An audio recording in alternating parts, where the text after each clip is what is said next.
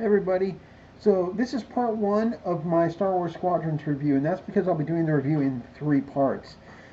Today we're covering we're covering the story mode, and then I'll do the multiplayer once I'm done with that. And finally, because I do have a VR for my PS4 Pro, including on a Star Wars Battlefront 2 PS4 Pro, I'll be able to tell you how the VR handles too. And already I've heard good things about the VR. Now, what about the actual story mode in game? It's not the longest, it's short, but guess what? It's good. It's really, really good, guys. I mean, look at this. And it feels really good. It does feel like you're in a cockpit.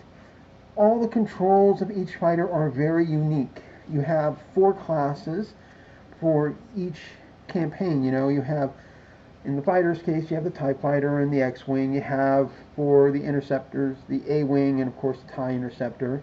You have the TIE Bomber and the Y-Wing. And you have the U-Wing, and I forget exactly what the Empire one is called, but we saw it in Rogue One. And it is freaking, they are great.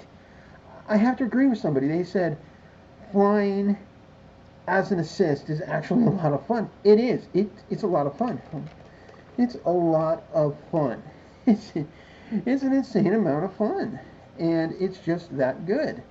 So I'm wearing my prototype Mandalorian helmet. You know, this is one of the original designs they came up with for Boba Fett. So no big deal there. This has been an incredible game to play. Now, thankfully, in most of these games that I play, I don't bother with a target assist or a lock-on.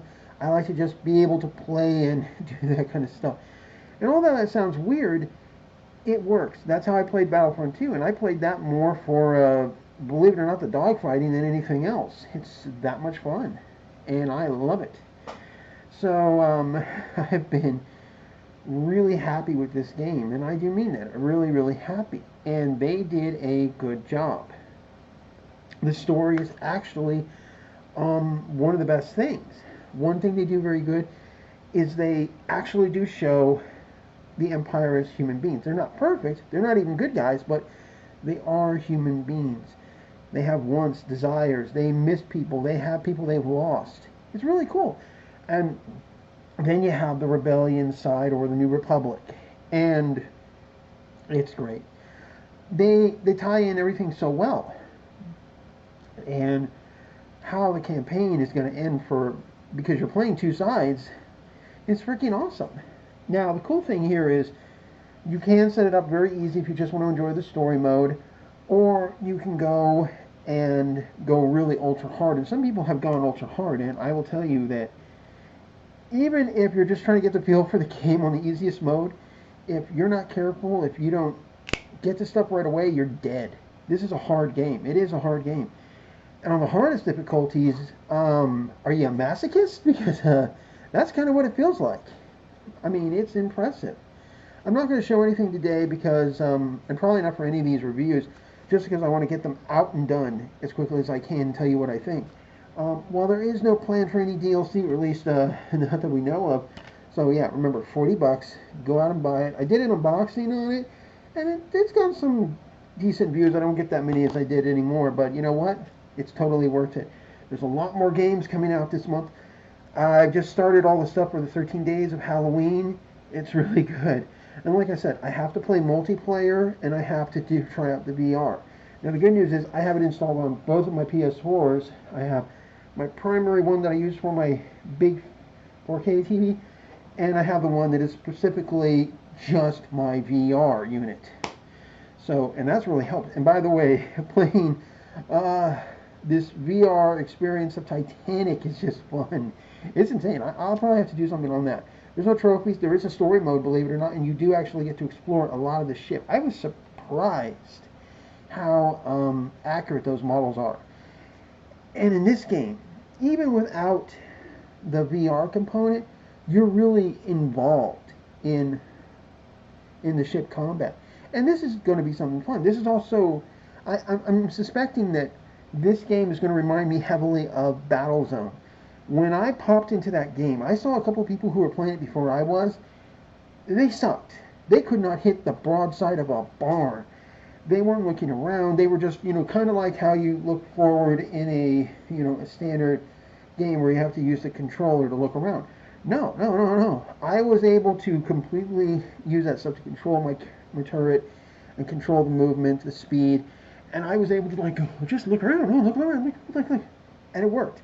I was hitting stuff like that with that VR unit, so it does actually affect your improvement.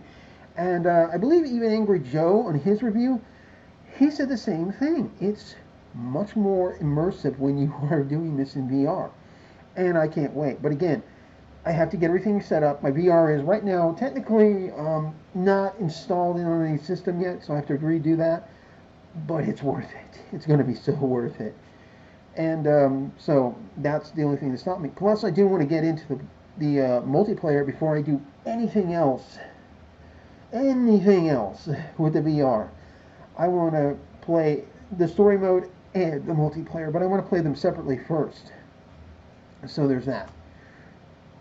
But yeah, it's pretty good. You're going to enjoy the story mode, first of all. That alone is worth, I would say, $30. Plus, with the varying levels of difficulty, you are going to get your money's worth here. So it is actually worth the money. And $10 more for a multiplayer, it's pretty cool. That's good. There are a couple of other additions to the single-player campaign stuff, too. Like, there is an actual training mode. So you actually will be able to train and practice. And I think there was one other mode, too, before you hop into the meat and potatoes, which is the multiplayer. Some people have agreed. They do wish it was a little longer. And I actually would like an additional set of campaigns that lead up to Jakku, either for a sequel or a massive add-on. I don't care if I have to, pay for it. Sure, I'll pop down another $20 for a massive DLC, both for the story mode, but also for new maps to play with. Yeah, hell, even give us a Death Star run where we're defending or, attacking the Death Star. That would be freaking awesome. Both 1 and 2. Just saying. And trust me, just playing the game as it is, I have been having fun. I've even tried some of the insane maneuvers.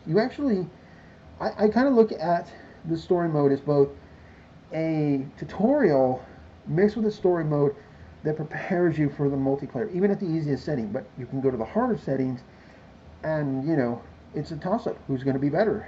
And already people are, like, thumbing up this game and stuff. Now, this is part 1, so there is no review score yet, but if I had to, I would say it is definitely a 7 out of 10.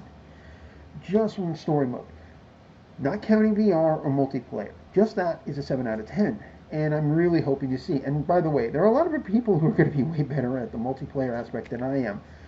Plus, I haven't even had time to play because I have been so busy this week. There are days I just come home and I collapse. We are being run ragged right now with everything that's going on. I got work. I can pay for my stuff, so that's a good thing. But yeah, I'm being run ragged. And I know a lot of other friends that are too. Alright guys, I will see you later. Have fun. Like and subscribe and all that good stuff. And I will get to the other 2 review later. Peace.